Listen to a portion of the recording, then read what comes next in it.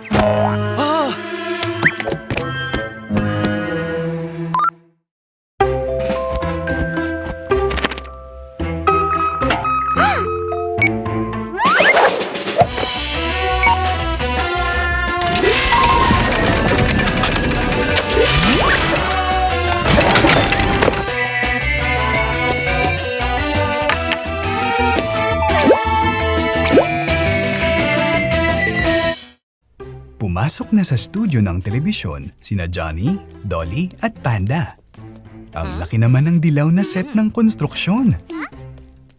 Magtayo tayo ng isang bagay.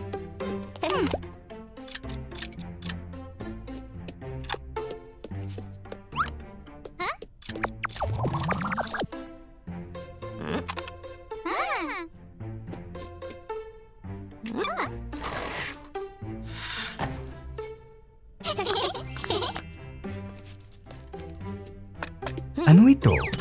Ito ay isang garahe ng kotse.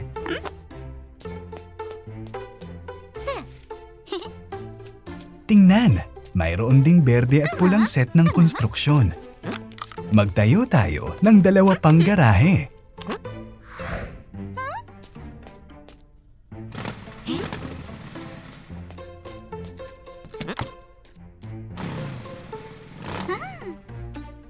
Mahusay na trabaho! Si Johnny, Dolly at Panda ay gagawa ng juice. Juice na karot,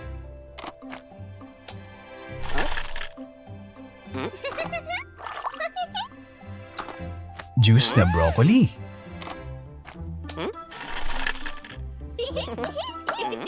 juice na mansanas,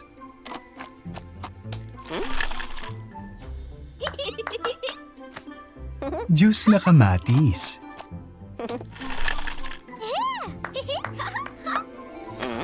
at juice na pinya. Ang daming juice! Titikman ni Dolly ang bawat isa nito.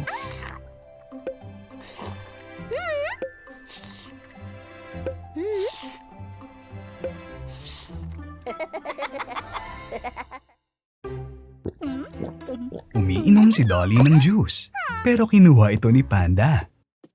Ibalik mo ang juice, Panda.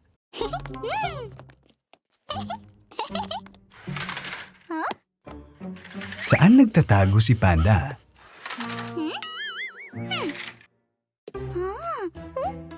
Dragon, tulong na mahanap si Dolly. Oh, walang juice sa kamay si Panda. Oh, nawawala na naman si Panda.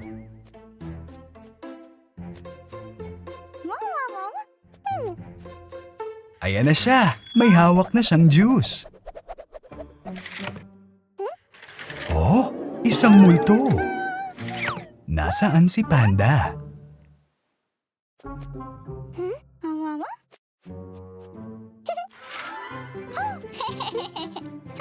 Ibalik mo ang juice kay Dolly.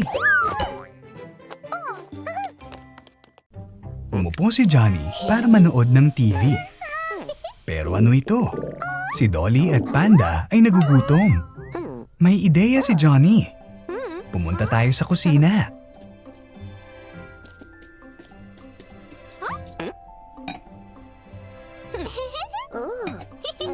Oras na para kumuha ng pagkain.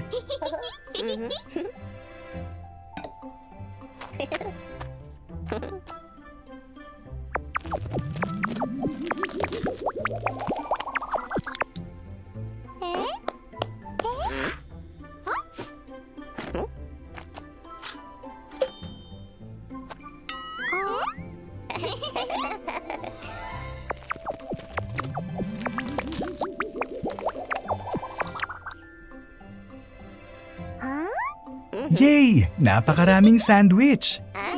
Bon appetit! Hey! Paggawa ng cookies kasama si Dolly. Gatas, harina, itlog, haluin. Oh hindi! Nakakaabala si Tommy kay Dolly.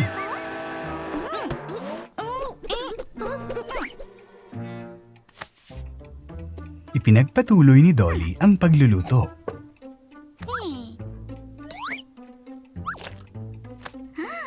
Ano ngayon? Pumasok na naman si Tommy sa kusina para mag-ingay. Etong sayo.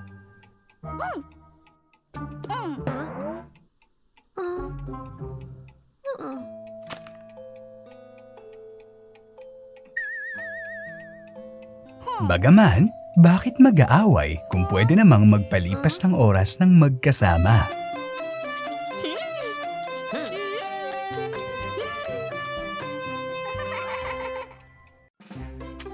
May mga bisita si Dolly. Kumusta, Tommy? Kumusta, Thorny?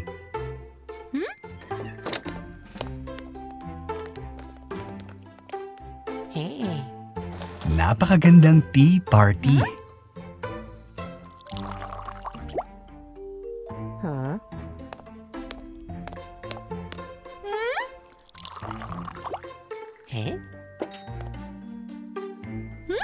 Tommy, Thorny, makipaglaro tayo sa mga unicorn. Hindi, parang gusto ni na Thorny at Tommy na maglaro ng mga kotse. Ano ang dapat nating gawin?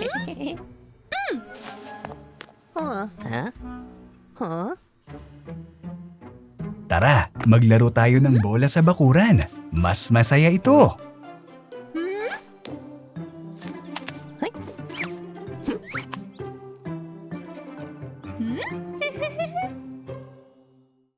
Si Dolly ay may masarap na piraso ng pie. Oras na para kainin ito. Pero ano ito? Sabi ni Tommy, tinatawagan daw ni tatay si Dolly.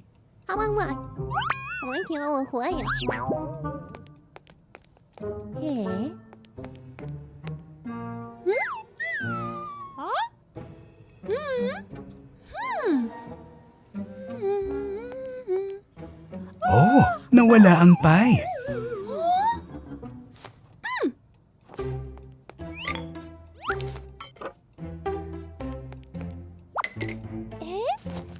Dumating ulit si Tommy. Dolly, tinatawag ka ni tatay. Ngunit hindi naniniwala si Dolly kay Tommy. Mas mabuting kumain tayo ng pie ng magkasama. Si Tommy at Dolly ay mahilig sa matatamis.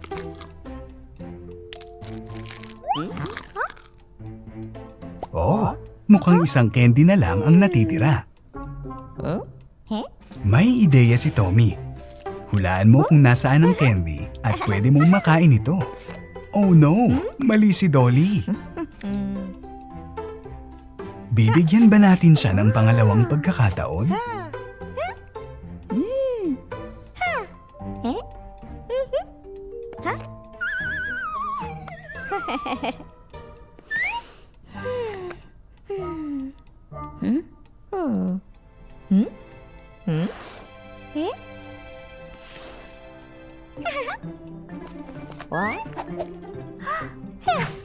Masarap maging salamangkera.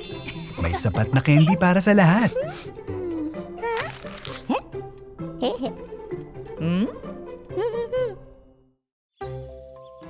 Sina Panda at Dolly ay nakascooter at nag-uusap. Bigla silang pinigilan ng pulis na si Johnny at inalis ang kanilang mga scooter.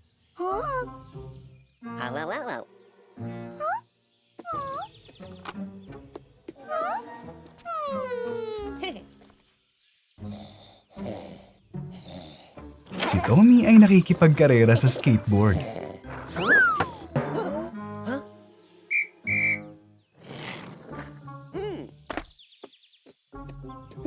Oh, kinuha din nila ang skateboard. Si Panda ay tumatalon sa isang nakakatuwang bounce o pogo stick. Pero dinala rin siya. Nagpa siya ang mga magkaibigan na kailangan may gagawin sila tungkol dito. Sumilip si Panda at umupo sa upuan habang natutulog si Johnny na pulis. Kinuha ng lahat ang kanilang sasakyan at umalis.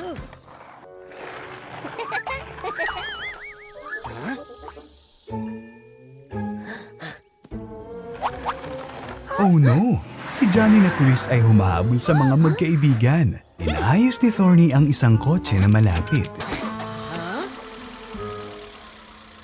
Nakita siya ang mga magnanakaw na nakawin nito. Grabe ang habulan.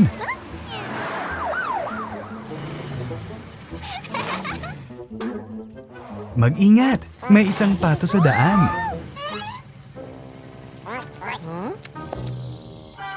Paparating na si Johnny na pulis. Umalis ka na! Madilim na at naubusan ng gasolina ang kotse. Hindi na sila makapagtago ngayon.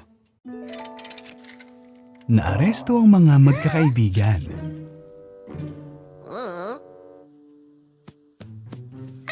Naglabas si Panda ng ipit at sinubukang buksan ang pinto. Pero napansin sila ni Johnny na pulis. Hindi mo siya maluloko.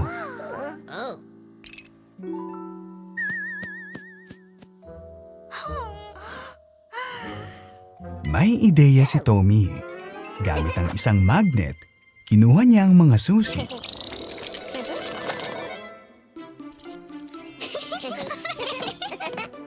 At nagtakbuhan ng mga magkakaibigan.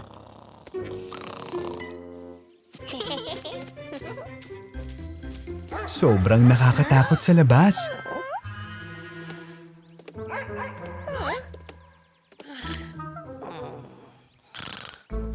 Dumating si tatay at nagalit dahil nakatulog si Johnny na pulis.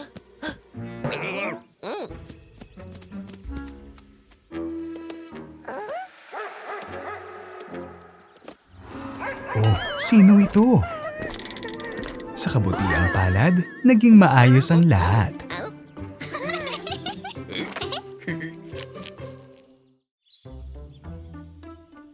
Umalis sina Dolly at Panda sa tindahan. Si Panda ay may bubble gum. Lumulobo ito kaya sobrang saya.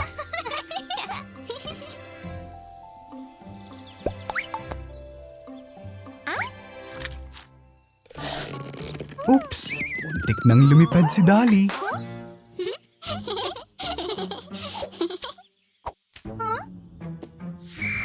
Nagalit si Johnny na pulis sa kaguluhang ginawa ng mga batang babae.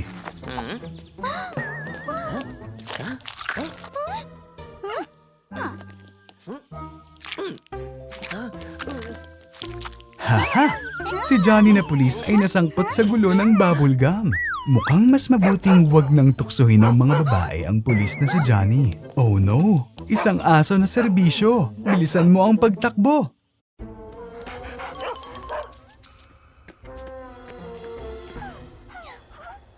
Mga bata, ang aso ay nasa labas pa rin.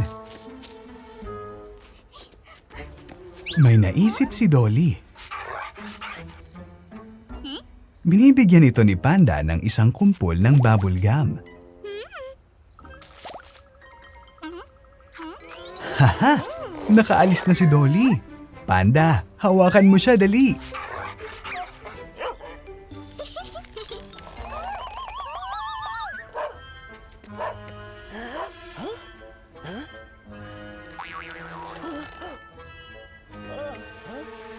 Bakit kailangan ni Johnny ng kutsyon? Oh, gusto niyang paputukin ang lobo. Ang mga batang babae ay nahulog mula sa itaas pero nakaalis na naihilo. Galit si Johnny sa mga kalokohan nila. Nagmaneho si Thorny ng kanyang kotse papunta sa tindahan. Nakita ng pulis na si Johnny ang kotse sa maling lugar at nagbigay ng tiket ng multa.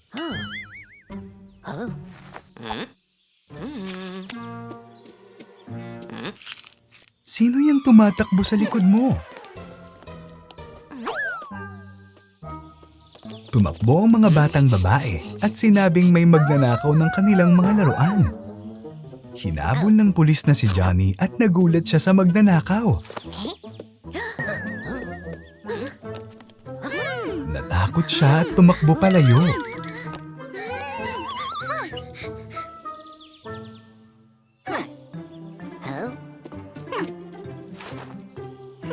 Naibalik sa mga batang babae ang kanilang mga laruan. Salamat, Johnny na pulis! Naglalakad sina Dolly at Tommy sa kalsada na may dalang bola. Sinubukan ni Panda na tumakas mula kay Johnny na pulis sakay ng scooter at natumba niya ang bola sa mga kamay ni Dolly.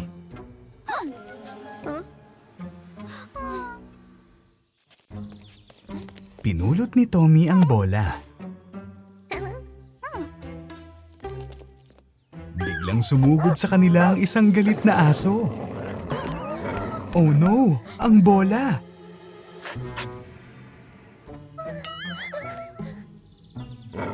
Hinabol ng aso ang mga magkaibigan, pero nagawa nilang umakyat sa bakod.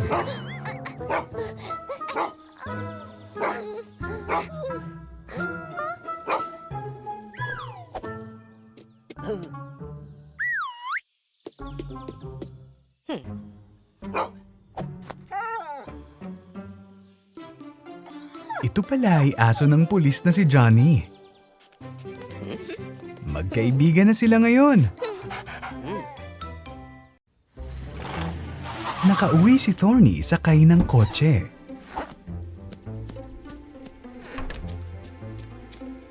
Mukhang may naisip sina Dolly at Panda.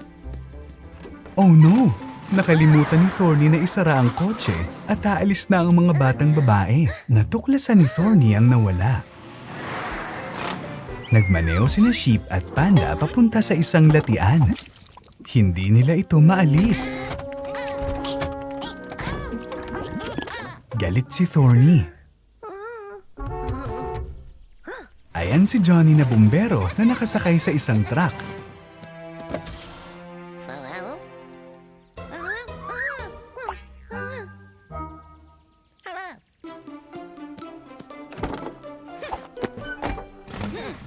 Hinahanap nila ang kotse.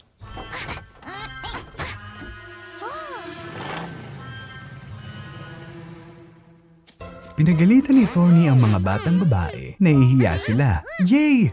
Hinihila ni Johnny na bumbero ang kotse palabas ng latian. Nag-uusap sina Dolly at Panda. Itinabi ni Dolly ang laruan at umuwi kasama si Panda. Biglang nahulog ang laruan. Natagpuan ng aso ni Johnny na pulis ang laruan at gusto nilang ibalik ito sa may-ari nito. Natakot sina Sheep at Panda at mas mabilis silang nagmaneho.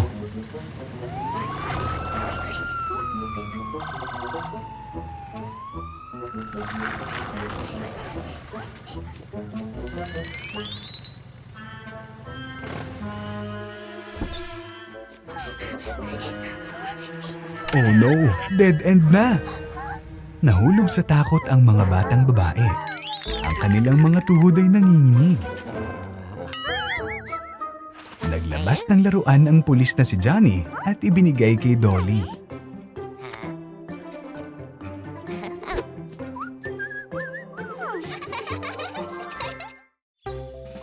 Si Dolly ay may sariling maliit na tindahan. Bumili si Panda ng isang piraso ng cake mula sa kanyang kaibigan. Gusto rin ni Tommy ng cake pero wala siyang pera. Hindi, Tommy! Hindi pwedeng dinosaur. At hindi rin ng isang higad. At bumili si Dragon ng ilang mga paborito niyang pagkain. Oh! Ang palaka ay nasa ulo ni Dolly. Siya ay galit. Malungkot si Tommy.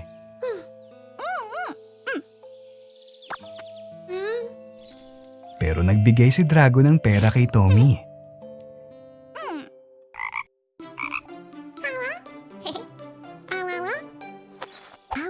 Nagulat si Dolly. Pero binigyan pa rin niya siya ng isang piraso ng cake. Ngayon, mukhang masaya ang lahat. Isang pwesto ng sorbetes ang lumitaw ng bigla na lang. May ideya si Johnny. Gusto ni na Panda at Dolly ng sorbetes habang sila ay lumalakad.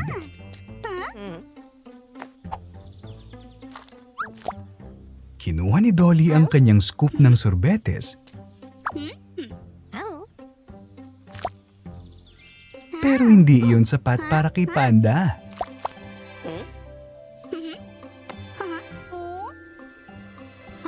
Gusto rin ni Dolly ng higit pa.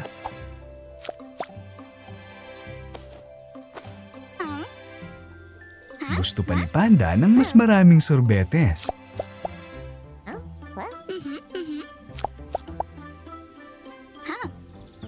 Kaya halos malaglag ng nagbebentang Johnny ang apa.